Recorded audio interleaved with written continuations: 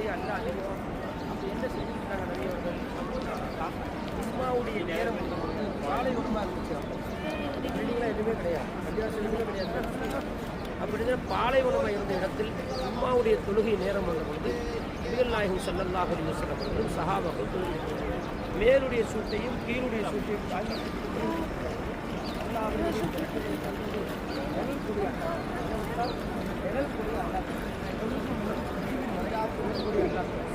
இப்போ தொழுது முடிச்சுட்டாங்க. அதே இடத்துல நம்ம ஊரில் ஈதுல் அல்ஹா ஈதுல் ஃபித்ர் 2 பெருநாட்களை வெளியே போய் தொழுகிறோமா, அதே மாதிரி அந்த இடத்துல தான் ரசூலுல்லாஹி ஸல்லல்லாஹு அலைஹி வஸல்லம் காலகட்டத்தில் தொழுதாங்க. ஈதுல் அல்ஹா ஈதுல் ஃபித்ர் 2 பெருநாட்களை அந்த நாள் சொன்னாங்க. மலை இப்போ ரசூலுல்லாஹி ஸல்லல்லாஹு அலைஹி வஸல்லம்